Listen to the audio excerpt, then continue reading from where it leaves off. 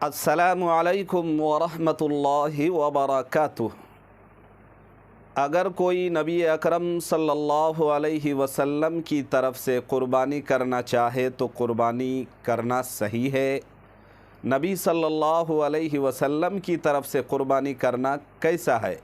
از روئے شرع کیا نبی صلی اللہ علیہ وسلم کی طرف سے قربانی کی جا سکتی ہے؟ کیا یہ جائز عمل ہے یا ناجائز ہے؟ قربانی کرنے سے قربانی صحیح ہو سکتا ہے یا نہیں؟ اگر کوئی صاحب من حیث الامہ امتیوں کے لیے امتی ہونے کی حیثیت سے کوئی نبی صلی اللہ علیہ وسلم کی طرف سے قربانی کرنا چاہتا ہے تو کیا اس کی قربانی صحیح ہو جائے گی؟ کیا یہ کرنا صحیح ہے؟ از روئے شرع اس کی حقیقت کیا ہے؟ آج کی اس ویڈیو میں آپ بنے رہیں، اسکپ نہ کریں، آگے بڑھا کر نہ دیکھیں، آپ پوری ویڈیو کو دیکھیں، اسی سے ریلیٹڈ تمام باتیں وضاحت کے ساتھ بتائی جائیں گی۔ اس مسئلے کو تفصیل سے آپ سمجھنے سے پہلے اتنا آپ سمجھ لیں کہ کوئی غریب آدمی، نچلے طبقے کا آدمی، پچھلے طبقے کا آدمی، کوئی بچھڑے طبقے کا آدمی، کمزور آدمی، نچلے سطح کا آدمی، کوئی غریب آدمی، کوئی کمزور آدمی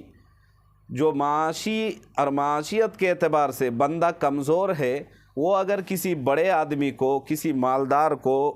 کسی دلدار کو اگر گفٹ دیتا ہے، ہدیہ دیتا ہے، تو اس کا مطلب ہرگز یہ نہیں ہوتا کہ وہ کمزور، غریب، نچلے طبقے کا آدمی جو ہدیہ دے رہا ہے کسی بڑے آدمی کو، امیر کبیر آدمی کو، تو اس کا بالکل ہرگز مطلب یہ نہیں ہوتا کہ یہ غریب آدمی اس کو ہدیہ اس لیے دے رہا ہے تاکہ اس کو اس کی ضرورت ہے، اس لیے نہیں دیتا کہ یہ غریب اس کو دے گا تو وہ امیر ہو جائے گا، اس کو اس کی اشد ضرورت ہے، بلکہ اس لیے دیتا ہے غریب آدمی تاکہ بڑے آدمی کے لیے محبت پیدا ہو جائے، بڑے آدمی کے دل میں اس کی عقیدت پیدا ہو جائے دینے والے کے لیے۔ اسی طریقے سے کوئی صاحب اگر جناب نبی کریم صلی اللہ علیہ وسلم کی طرف سے اگر کوئی امتی ہونے کی حیثیت سے اگر ایصال ثواب کے لیے کوئی صاحب درود پاک کا نذرانہ پیش کر کے نبی اکرم صلی اللہ علیہ وسلم کی روح مقدسہ پر پہنچاتا ہے برائے ایصال ثواب، تو اس کا ہرگز مطلب یہ نہیں ہوتا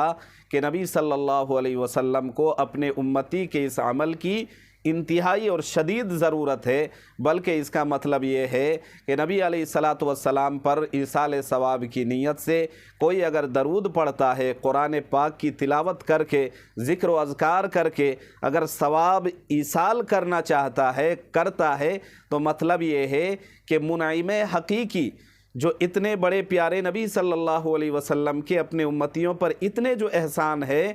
احسان کے لیے کرتا ہے کہ تاکہ ہم اگر یہ ثواب کریں گے، ایصال ثواب کریں گے، کار خیر کریں گے، تو اس سے ہو سکتا ہے کہ انعامات میں سے کسی ایک نعمت کا جو ہے نا حق حاصل ہو،